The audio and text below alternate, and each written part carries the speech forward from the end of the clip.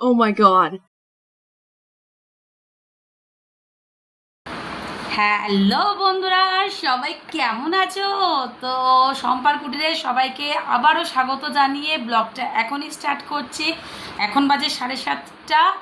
তো বাচ্চারা চলে গেছে, একজন গেছে ডান্স ক্লাস, ওকে আমি নিয়ে গেছিলাম, তখন বাজে 5:30। তো 5:30টার সময় ডান্স ক্লাস করে এখন সোহাগ গেছে ড্রয়িং ক্লাস, ওকে ড্রয়িং ক্লাসে দিয়ে এসেছি। আর্থ এই আর্থ আমি সোহাগকে নিয়ে গেছি। তারপরে আর্থ বাড়িতেই ঘুমাচ্ছিল, যেহেতু ও সকালবেলা আজকে উঠেছে, স্কুল গেছিলো। তো ওকে এই কিছুক্ষণ আগে 6:30টার সময় ওকে দিয়ে আসলাম হিন্দি পড়ার ক্লাসে, হিন্দি ম্যামের কাছে।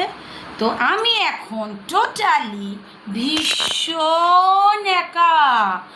তো খুব কথা বলতে ইচ্ছে করছে, একটা ভিডিও বানালাম, রিলস বানালাম, তো সেটা শেয়ারও করে দিলাম। তো এখন করবোটা কি, দুপুরের বাসন পড়ে আছে কিন্তু মাজিনি এখনও। আর এই যে এখানে বসে যে করছি, এটা কিন্তু আমার জানলা, আর এখানে টেবিলটা ডাইনিংয়ে ছিল, সেটা এখানে নিয়ে এসেছি। কেন, কি সবজি কিনবো, কি করে রাখবো, সেটা আমি সকালে পরপর তোমাদের সব ভিডিও রিলস ছেড়েছি। এবার সবজি কেনার মতন ইচ্ছে আমার নেই, যে পচে যাবে, নষ্ট হয়ে যাবে যতক্ষণ না ফ্রিজের কোনো গতি হচ্ছে। এখন জানি না ফ্রিজটা কি করব, মানে কোথা থেকে পয়সা পাবো, আর ফ্রিজ কি করে কিনবো সেটাও আমি জানি না। বাট ওই জায়গাটা একটু খালি করে রেখেছে, কি সবজিগুলো এনে একটু খুলে ঠেলে রাখতে পারবো, সেই হিসাবে ওই জায়গাটা পরিষ্কার করে টেবিলটা এখানে এনেছি। তাই এখান থেকেই ব্লগটা স্টার্ট করলাম। তো সোহাগের অ্যানুয়াল প্রোগ্রামের আজকে সমস্ত কথা ম্যামরা বললো। তো ওখানে 1500 টাকা দিতে হবে। তো দিতে তো হবেই, কেন অ্যানুয়াল প্রোগ্রাম বলে কথা। তো এই একা একা কী করব, তার জন্যই ভিডিওটা করলাম, যে তোমাদের সাথে একটু বক বক বক বক করি, ভালো লাগবে।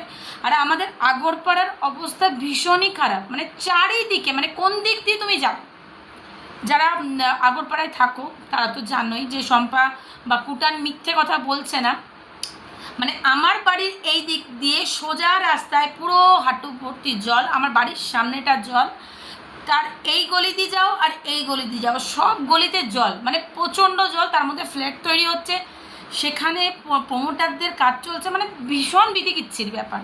সেটা প্রত্যেকটা মানে ওয়ার্ডের লোকেরা জানে আগরপাড়ার কী অবস্থা এখানকার। তার মধ্যেও সোহাগকে আমি একটা অটো, আচ্ছা মেন কথা এটা আমি যেটা আরও তোমাদের সাথে শেয়ার করব, সেটা হচ্ছে আমি একটা টোটো ঠিক করেছি। ওই টোটোতে এখন সকালবেলায় আর্ট স্কুল যাবে, আমি দিতে যাই, আমি দিয়ে আসবো নিয়ে আসবো, কেন আমার খরচা 50 টাকা করে খরচা হয়ে যায়। তো সেজন্য আমি একটা টোটো ঠিক করেছি, যে নাকি 2500 টাকা টোটো আলা নেবে। তো যাই হোক, ওই টোটোওয়ালার সাথেই ও আসা যাওয়া করবে, আমি যাব, একা তো বাচ্চা ছাড়া যায় না যে টোটোর ওপর ছেড়ে দিলাম। তো আমিও যাই, ও যাই, এই যে টোটোওয়ালার সাথেই কথা বলে এই সোহাগকে ওনাকে ফোন করলাম। আজকে আবার আমাদের আগরপাড়ায় এই তৃণমূলের থেকে ডাকা এই টোটোওয়ালাদের মিটিং হলো, মিছিল হলো। তো 21শে জুলাই নিয়ে, তো আমি এই রকম করে কোলে করে সোহাগকে নিয়ে গেলাম সারা রাস্তা। মানে আমার এই বৃষ্টির জল পায়ে লাগলে প্রচণ্ড ব্যথা করে, মানে পা কামড়ায়, আমি জানি না রাতটা আমার কীভাবে কাটবে। যাই হোক, কালকে রবিবার, তার জন্য একটু ঠিক আছি, যে অটোওয়ালা একদম বাড়ির গেটটার সামনে এখন আসে, মানে বলেই দেওয়া হয়েছে তাকে, মানে আমার কষ্টের জন্য। আর এর মধ্যে আরেকটা প্রবলেম হচ্ছে, মানে প্রবলেমের কথা শুনলে কি হ্যাপি সবাই, সবাই না, বাট যারা আমাকে বেশি ভালোবাসে তারা হ্যাপি হবে না। যারা আমার মানে নেগেটিভিটিগুলো, মানে কি বলবো, আমার মানে হেটার্স যারা, তাদের কাছে ও মানে একদম খুব জম্পেস একটা কথা। আমার কদিন ধরে এই যে দাঁতগুলো শিরশির করছে, মনে হচ্ছে কিছু কামড়াই, মানে কেমন একটা মানে একটা ফিল হচ্ছে। তো ভাবছি থাইরয়েডটা চেক করব, মাথায় তো অনেক চিন্তা। আমার সুগারও ছিল, বাবান হওয়ার সময়ও সুগার ছিল, মাম্মাম হওয়ার সময়ও সুগার ছিল। তো সেগুলো একটু মানে চিন্তা তো আছেই মাথায়, চিন্তা ছাড়া তো কেউ বেঁচে থাকে না। বাট আমাদের চিন্তাটা একটা অন্য লেভেলের, তো সেই কারণে ভাবছি একটুখানি থাইরয়েডটা চেক করবো। আর আমাদের যে চাইল্ড স্পেশালিস্ট যে শাশ্বত চ্যাটার্জি যে বাবানকে দেখে ওই স্টেশন পাড়ের ওই দিকে, তো তাকেও দেখাবো ভেবেছিলাম। সে অনেক আমাকে রিপোর্ট করতে দিয়েছে, তা সেটা রিপোর্ট আমি এখান থেকে জিজ্ঞাসা করেছিলাম ডানলপের সুরক্ষা থেকে, 5-5.5 হাজার টাকার মতন আমাকে রিপোর্ট দিয়েছে। মানে গাইনোর রিপোর্ট দিয়েছে, রক্তের রিপোর্ট দিয়েছে, পেটের রিপোর্ট দিয়েছে, অনেক কিছু রিপোর্ট দিয়েছে। সেগুলো করার মতন দেখো 6,000 টাকা যদি আমার চলে যায়, আমার একটাই কথা যে আমার সংসারটা চলবে কী করে, এটার জন্য আমি কিছু করতে পারছি না। এইবার কথা হচ্ছে যে করতে হবে, বয়স হচ্ছে তো, বয়সটা তো এই জায়গায় চলে যাচ্ছে, নামছে তো না। আমরা কেক কাটি যদিও, বাট কেকের ওপরে যে ক্যান্ডেলটা থাকে সেটা মনে হয় আমরা দেখি না, বা সেটাকে মনে হয় ইগনোর করে দিই। বয়সটা তো বাড়ছে, বয়স বাড়ছে না, আমরা কি করছি নাকি? তো যাই হোক, আমার বলতে একটুও লজ্জা লাগে না, আমি নির্লজ্জ একজন মহিলা। তো বয়স বাড়ছে বললে যে আমি কচি, আমাকে সাজতে হবে তা তো কোনো না, বা আমার রিলসে কোনো কচি বা আমি এরকম কিছু দেখাই না, যেটা দেখাই সেটা ওপেনলি তোমাদের সাথে আমি শেয়ার করি। তো যাই হোক, এই প্রবলেমের মধ্যে আমি আছি এখন, আমি পুরো ফ্রি, তাই তোমাদের সাথে একটু কথা বললাম, মনটা একটু হালকা হলো। বা তোমাদেরকে নিয়েও আমি বাসন মাজতে পারি, তোমরা আমার ইউটিউব ফ্যামিলি, তোমরা আমার ফ্যামিলির মতন, তো তোমাদের কাছে কোনো লোকানোর কোনো জায়গায় নেই, যেহেতু তোমরা আমার বন্ধু, তোমাদের সাথেই আমার পথ চলা। তো যাই হোক, এইগুলো তো করতেই হবে, ছোটোখাটো জিনিস করতেই হবে, শরীর বলে কথা। আমি ঠিক থাকলেই বলেছি, বট গাছ যদি ঠিক থাকে তাহলে চারা গাছগুলোও ভালো থাকবে। আমার মাথার উপর, আমার বাচ্চার মাথার উপর থেকে যে বট গাছটা সরে গেল, সে জায়গাটা যখন আমি নিয়েছি, আমার যখন দায়িত্ব, তাদের তো ভালো রাখতেই হবে, এটা তো সত্যি কথা। তো যাই হোক, এই 21 আমার না মনে হচ্ছিল কি মানে 21 তারিখটা মানে আরও হয়তো 2-3 সপ্তাহ, এবার যে মানডে সেটা আমার মাথা থেকে একদম বেরিয়ে গেছে। কেন 22 তারিখ হচ্ছে মাম্মামের পরীক্ষা, মানে সব রিটেন, এতদিন যেটা হলো সেটা ওরাল পরীক্ষা হলো, প্রজেক্টের পরীক্ষা হলো, এইবার শুরু হবে রিটেন পরীক্ষা। আর বাবানের পরীক্ষাটা হবে আগস্টে, মানে আগস্টের 15 আগস্টের পর থেকে 17 আগস্ট থেকে টানা 31 আগস্ট পর্যন্ত। তাহলে তোমরা ভাবো যে এর মধ্যে সম্পাকে শরীর খারাপ করলে চলবে না, সুস্থ থাকতে হবে, তার মধ্যে একটা কোর্টের ডেট, সেইখানে হয়তো কোনো কিছুই হবে না, আমি ফালতুই চিন্তা করছি। কেন চিন্তা তো আমার, আর তো অন্য কারণ না। তো সোমবার কি হবে সেটা আমি জানি না, বাট ভগবান যেন করে, মানে ভগবান যেন কোনো সোমবার দিন যেন আমি কোর্টের কাঠগড়ায় গিয়ে দাঁড়াতে পারি আর আমার প্রবলেমটা সলভ করতে পারি। আর আমাকে তোমরা এতটাই শক্তি দাও যেন আমি ওখানে গিয়ে আমার বক্তব্যগুলো বলতে পারি, আমি যেন না কাঁদি, না ভেঙে পড়ি, তোমাদের ভালোবাসার জন্য। আর তোমাদের ভালোবাসাটা এইভাবে পাবো, কমেন্টসে, শেয়ারে আর লাইকে তোমরা আমাকে ভরিয়ে দাও, তাহলেই আমি বুঝতে পারবো যে আমার শক্তি তোমরা। কি ঠিক বললাম তো? জানিও কমেন্টসে।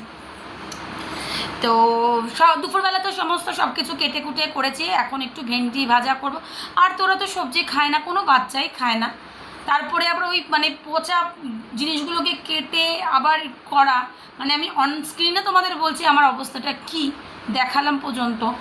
তো ওরা ওগুলো খাবে না। আর ডিমের ঝোল বা ডিম আন্ডা কারি যেটা, সেটা রাত্রেবেলা আছে ওদের দুজনের জন্য, আমি যেহেতু খাবো না, কেন আমার ডিম খেলে গ্যাস হয়ে যায়। মা যে মাছের ঝোল আর শুক্তোর ডালটা দিয়েছিল, আমি মাছটা দিয়ে ভাত খেয়েছি দুপুরবেলা, আর শুক্তোর ডালটা দিয়ে আমি এখন ভাত খেয়ে নেবো, আমার কোনো অসুবিধা নেই। এই বাবান আর মাম্মামকে নিয়ে মানে দুপুরে যেটা খাবে রাত্রে খাবে না, ওরা তো বাচ্চা মানুষ, ওদের মুডের ওপর সব কিছু ডিপেন্ড করে, এটা তো মানে বড় কোনো কেউ না। এবার আমাকে করতে হবে, রুটি করতে হবে। এখন 8টা 10-15 নাগাদ ওরা সব ঢুকে যাবে, তারপর থেকেই আমার নাচ শুরু হয়ে যাবে, নাচবো ওদের সাথে সাথে, ওরাও নাচবে, আমিও নাচবো, এই নাচানাচি চলবে 11:30-12টা পর্যন্ত। আর তোমাদের আরেকটা কথা আমি বলিনি, আর্টের স্কুলে যে আমাকে ডেকেছিল, তোমাদের এই ইনফরমেশন কি হলো, সেদিনকে গেলাম, ম্যামের সাথে কথা বললাম, ম্যাম জানালো আর্টের দুষ্টুমিটা দিনকে দিন বেড়ে যাচ্ছে, যেহেতু বড় হচ্ছে, কোয়েট স্কুল, ও যেগুলো ওর চাহিদা বা ওর মানে চাহিদা মেটানোর যে ব্যবস্থাটা, সেটা তো আমি করতে পারি না। এবার তো মানে যারা আমাকে বাজে কথা বলে, তোমরা কেউ বলো না, আমি এটা একদম বলবো না যে আমার ফ্যামিলির লোকেরা আমাকে কোনো বাজে কথা বলে বা আমার ফ্যামিলির লোকেরা আমাকে কেউ বাজে কথা বলে না। আমার বাজে কথা একজনের মুখ থেকে এখন বেরোচ্ছে, সেটা হচ্ছে সুমিত সিং। মানে সুমিতকে ছাড়া কি তোমার কথা হয় না? না, একদমই হয় না, কারণ টাকাটা ওখান থেকেই আসে। কারণ সুমিত, আমি আগেও বলেছি এখনও বলছি, সুমিত যে টাকাটা দেয় আর্থের যে প্রয়োজনীয় জিনিস, আর্থ কম্পিউটার চাইছে, আর্থ একটা সাইকেল কিনে দিতে চাই, বলছে আমাকে যে মামা আমাকে একটা সাইকেল কিনে দাও, আমি কোথা থেকে পাবো? আর্থের এই যে স্পোর্টসের, মানে ও যে ফুটবল খেলছে তার জন্য জার্সি দরকার, তার জন্য প্যান্ট দরকার, তার জন্য জুতো দরকার, সেগুলো কোথা থেকে আসবে? আমার ওই ওই টাকা থেকেই তো কিনতে হবে।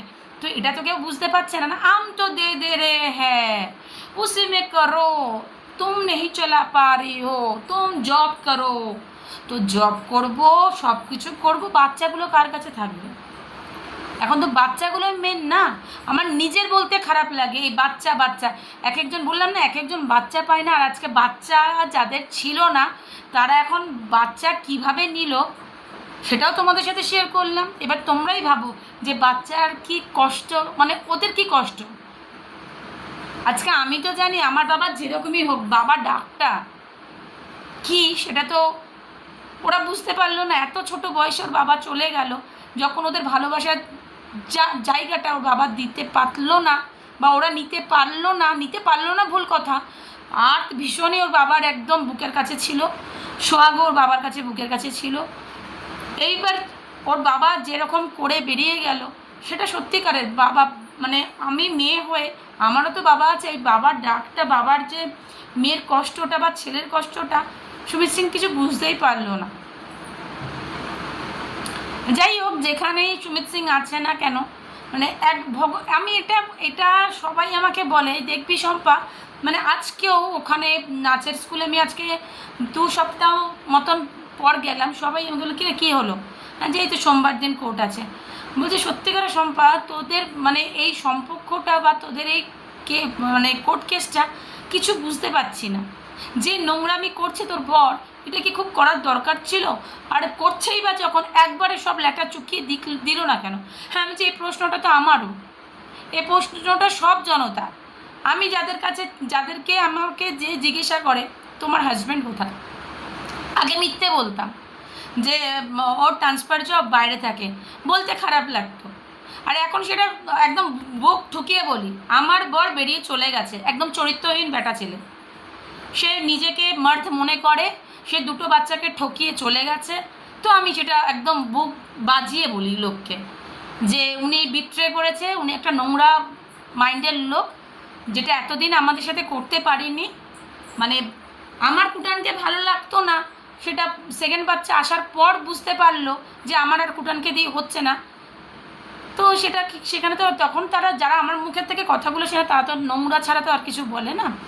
এটা নোংরা ছাড়া মানে একটা ছেলে একটা মেয়ে হয়ে যাওয়ার পর কোনো বর যদি ছেড়ে চলে যায়, যার সাথে আমার কোনো ঝগড়া নেই, ঝাঁটি নেই, কিচ্ছু নেই, এমন ইভেন ওর বাড়ির লোকেরা পর্যন্ত বলে যে আমার ভাই বা আমার ছেলে কেমন, তোমরা যেটা জানতে না, ওর বর্দি তো বসে থেকে বলে গেছে আমার বাড়ির লোকেদের। তা আমরা তো জানতে যাইনি, তোমার বাড়ির লোকেরা এসে তোমার পরিচয়টা, তোমার সার্টিফিকেটটা আমাদের দিয়ে গেছিলো। কিন্তু কি, আমার এখনও পর্যন্ত 13 বছর আমি ওর সাথে সংসার করলাম, বা এখন যে আমি ওকে ছাড়া রয়েছি না, আমি এটাই আমি সবাইকে বলি, সুমিত সেন কতক্ষণ আমার সাথে ছিল। সকালবেলা উঠতো, জিমে চলে যেত, বাজার করে আনতো, অফিস চলে যেত, তারপরে রাত্রেবেলা 11টার সময় বাড়ি ফিরতো, বাচ্চারা তখন অলরেডি ঘুমিয়ে পড়তো, ওর জন্য না খেয়ে আমি বসে থাকতাম, আসতো, খেতো, শুয়ে পড়তো। এই তো লাইফ, এখনও সেটা করছি। হ্যাঁ, একটা কি যে মনের কথা, যে শোনো বাজার থেকে আসার সময় এটা নিয়ে আসবে, অফিস থেকে আসার সময় এটা নিয়ে আসবে, এই যে আনাটা, এখন এটা প্রবলেম হচ্ছে। মানে এই যে সবজিগুলো নষ্ট হয়ে গেল, আমি সবজি 250-500 করেই তো আনছি, এইবার সেখানে যদি আমি আরও কম করে আনি তাহলে কটা, 2টো আনবো, তারপরে কালকে বাজারে যাবে কে? তা চিন্তাটা আমার, কোনো নাটক না, কোনো জল মেশানো না। তাহলে এই প্রবলেমগুলো আমি কাকে বলবো? কোন জায়গায় গেলে আমার কথা শুধু শুনবে একমাত্র ভগবান ছাড়া? কাকে বলবো আমি? তোমরাই বলো, তোমাদেরকে আমি জিজ্ঞাসা করছি যে এই প্রবলেমের কথাগুলো আমি কাকে গিয়ে কোর্টে গিয়ে কি আমাকে একা দাঁড় করিয়ে গাক গাক করে চিৎকার করতে পারবো আমার এই প্রবলেম এই প্রবলেম এই প্রবলেম এই প্রবলেম? না, আমাকে নেগেটিভ কোশ্চেন জিজ্ঞাসা করবে, আমাকে উত্তপ্ত করবে, আমাকে নানা রকমভাবে, তার জন্য আমি তৈরি, একদম তৈরি। তাতে আমি একদমও মানে আমার একটা চুলও বাঁকবে না বা আমি ভয় পাবো, কিচ্ছু না। কারণ সেই সব গণ্ডি আমি পেরিয়ে চলে এসেছি। এটা দেখার ছিল, এটাও দেখছি। এই হচ্ছে ব্যাপারখানা, আর কি বলবো। আর কাজ করতে তো হবেই আমাকে, যতদিন বেঁচে থাকবো কাজ তো করবই। কেউ পয়সা রোজগার করার জন্য বাইরে যাচ্ছে, আমি আমার বাচ্চার জন্য, আমি ওদের দেখভাল করার জন্য, যেহেতু আমি আমার পেট থেকে ওদের জন্ম দিয়েছে, আমার রক্ত মিশে রয়েছে, তো ওদের বাসন মাজা, ওদের জামা কাপড় কাচা, তাতে আমার অন্তত কোনো অসুবিধা নেই, ওরা আমারই বাচ্চা। তো কাজ করে আমি একটু হয়তো হাঁপিয়ে পড়ি, যে এত ভাল লাগছে না, এক এক সময় মনে কি সব কিছু ছেড়ে ছুড়ে চলে যাই, দূর ভাল লাগছে না, আমার লাইফটা কী হলো। এই মানে বিয়ে করলাম না, ডেঙ্গু হয়ে গেল, টাইফয়েড হয়ে গেল, ওখানে গিয়ে কিচ্ছু নেই, আমরা ভাড়া বাড়িতে থাকি, ট্রান্সফার জব হয়ে গেল, আমার অ্যাপেন্ডিক্স হয়ে গেল, বাচ্চা হয়ে গেল, আবার বাচ্চা হয়ে গেল, মানে ঘুরলাম কতক্ষণ, না ऐशोराम का जिंदगी कবে ছিলাম। এই তো লাইফ, তার মধ্যেই এত ট্র্যাজেডি, মানে এত প্রবলেমটা তো শুধু আমি বানালাম না, প্রবলেমটা তো বানিয়ে চলে গেল ভালো জায়গায়, খুব বেটার অপরচুনিটি পেয়েছে, ঠিক আছে, কোনো অসুবিধা নেই। শুধু আমি একটাই বিশ্বাস করে রয়েছি এখনো পর্যন্ত, মানে ভগবানকে একটাই কথা বলি, যে লোকের সাথে ঝগড়া হলে কি হয়, আমরা তার দিকে তাকাইও না, কথাও বলি না। তুমি এমন কিছু করো না ভগবান, যে তোমার মন্দিরের সামনে দিয়ে আমি হেঁটে আসলে এটা করতে ভুলে যাই, বা আমি এরম করে মুখ ঘুরিয়ে চলে আসি, সেই বিশ্বাসটা ভেঙো না। আমাকে যে যতটা কষ্ট দিল, তাকে একটু হলেও, একটা দিন হলেও তাকে কষ্টটা বুঝিয়ে দিও।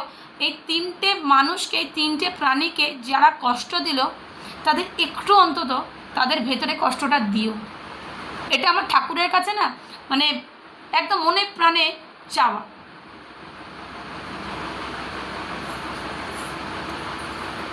ভালো লাগেনি, ছেড়ে চলে গেছে, বেশ ভালো কথা, ডিভোর্সটা দিয়ে দাও, ডিভোর্স দিয়ে দাও। ভালো লাগেনি, বাচ্চার কী হবে সেটা বলে দাও, বা তোমার নিতে হলে তুমি নিয়ে নাও। আমি তো একটা কথা বারবারই বলি, তোমাদের আজকের থেকে তো বলছি না, তোমাদের অনেক দিন ধরে বলছি, যাতে বাবান এগুলো দেখতে পায়, বাবান বড় হলে যেন এটা স্টোর হয়ে থাকে বা সোহাগ দেখতে পারে, তো সেজন্য। আর তোমরা তো আছোই আমার ফ্যামিলির লোকেরা, যারা আমাকে ভীষণই ভালোবাসো, বা তোমাদের এই লাইক বা তোমাদের এই স্ক্রল করে দেখা, তোমাদের নানা জায়গায় এই ভিডিও পৌঁছে যাওয়া, শেয়ার করা, সবই তোমাদের হাতে। তো এই প্ল্যাটফর্মটা কোনো হিংসার জায়গা না, কোনো মারামারির জায়গা নয়, সবাই সবার কথা বলতে আসে। আমি কিছু পাচ্ছি না, সত্যি আমি দুপুরের ভিডিওটাই বলেছি যে আমি কোনো রকম হেল্প পাচ্ছি না কারোর কাছ থেকে। আমি চাইছি যে কোনো রকম আইনগত ব্যাপারে তোমরা যদি কেউ আমাকে হাত ধরে সাহায্য করতে চাও, একটু উপযুক্ত পরামর্শ দিতে পারো যে এটা করলে এটা ভালো হয়, আমি তাই তোমাদের কাছে বারবার করে অনুরোধ করছি, যে যেখান থেকে দেখছো অ্যাটলিস্ট বলো যে আমার যে কেসগুলো 498 বা 125, 167 যেগুলো আমার হয়েছে, সেগুলো ঠিক পথে যাচ্ছে, বা এই যে থানা থেকে কোর্টে যে রেকর্ড চেয়েছিল সেটা থানার লোকেরা দিল না, কেন দিল না সেটা একটু তোমরা আমাকে জানাও, কেন দিল না। ওখানে কি মানে পুলিশেরা পয়সা খেয়ে বসে আছে কিনা সেটাও আমাকে জানাও।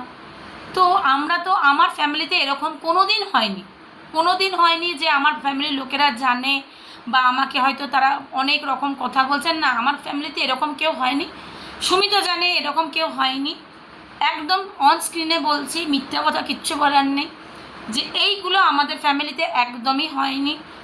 যে আমার দিদির, আগেও বলেছি এখনও বলেছি, আমার দিদির ডিভোর্স হয়ে গেছে, সে নতুনভাবে রয়েছে, তার বর কিন্তু তাকে ডিভোর্স এর সমস্ত সব কিছু করে তারপর তাদের ছাড়াছাড়ি হয়েছে, সেটা আমি জানি।